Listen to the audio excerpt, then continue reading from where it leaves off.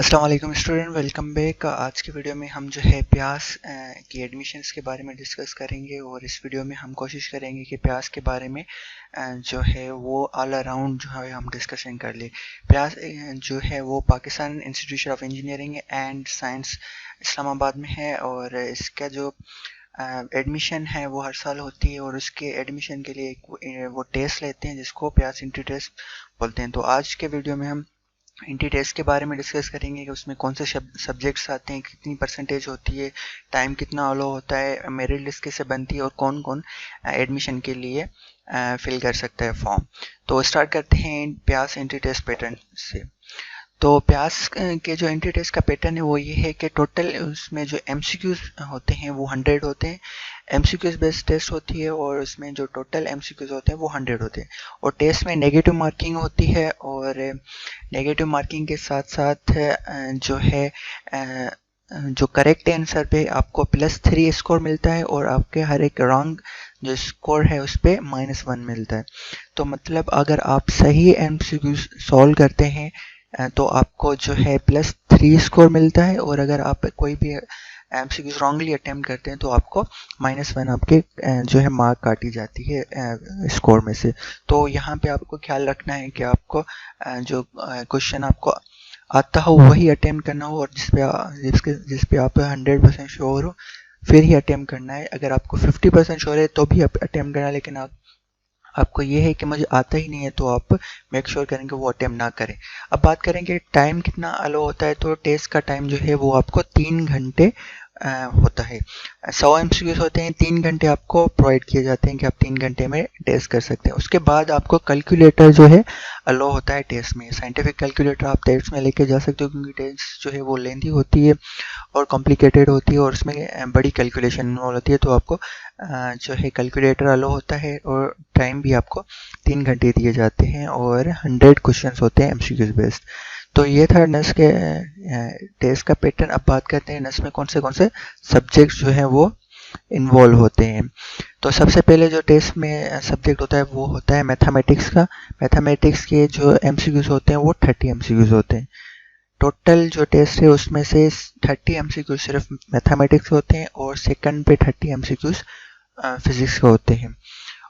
मतलब 60 MCQs mathematics और physics के आ जाते हैं। उसके बाद 20 एमसीक्यूज केमिस्ट्री के होते हैं और 20 एमसीक्यूज इंग्लिश के होते हैं।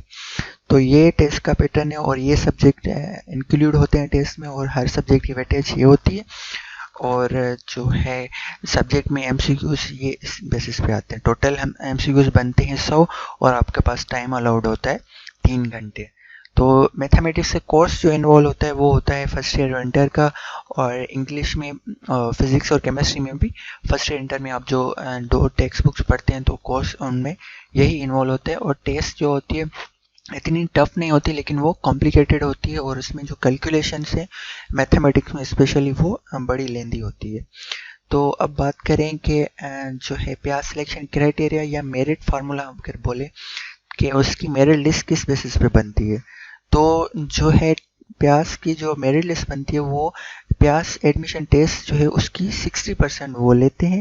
मतलब आप टेस्ट में जितना परफॉर्म करते हैं जैसे परफॉर्म करते हैं उसकी 60% वो मेरिट फार्मूला में या मेरिट लिस्ट में लेते हैं। उसके बाद अगर आप मैट्रिक की है तो 50% उसकी और 25% आपके इंटरमीडिएट के पार्ट 1 की या जो आप ईएससी करते हैं।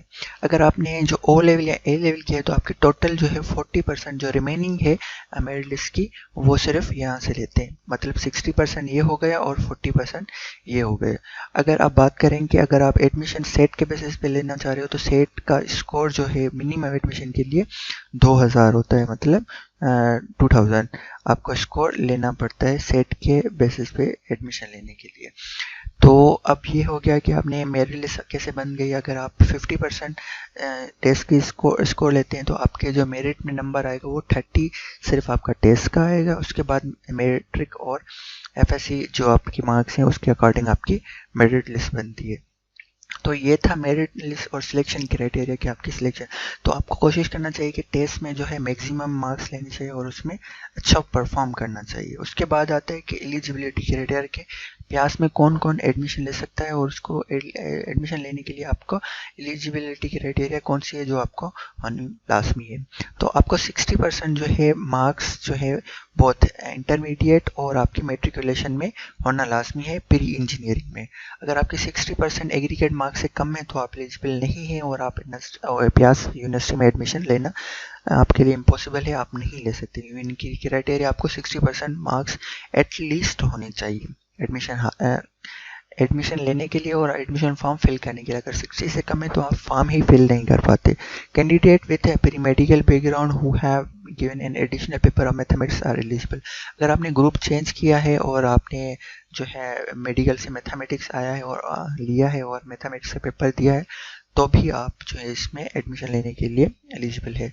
Student awaiting their final result but expecting to secure the required percentage of marks. अगर आपकी इंटर की रिजल्ट नहीं है, इंटरमीडिएट की रिजल्ट नहीं आई है या FSC 2 की रिजल्ट नहीं है तो भी आप अप्लाई कर सकते हो, लेकिन ये आपको ये मेक श्योर करना पड़ेगा कि आपकी जो फाइनल की मार्क्स आएंगी वो 60% से ज़्यादा ही होंगी। अगर कम होगी तो आपका फॉर्म बाद में भी रिजेक्ट किया जाएगा। तो ये थी कुछ प्यास यूनिवर्सिटी के एडमिशन की क्राइटेरिया, टेस्ट की क्राइटेरिया और जो अबाउट टेस्ट के कौन से सब्जेक्ट में होता है, कोर्स कौन सा होता है। नेक्स्ट वीडियो में हम इनके बारे में डिटेल में डिस्कस करेंगे। आप जैसे ही एडमिशन अनाउंस होंगे तो फॉर्म कैसे फिल करेंगे, आपके पास फॉर्म डॉक्यूमेंट्स कौन से इंपॉर्टेंट है, टेस्ट कैसे आती है, कहाँ से आती है, आप टेस्ट की कैसे प्रिपरेशन कर सकते हैं। तो ये सारी चीज़ें हम बाद में जो है डिस्कस करें। Till then thank you so much for watching.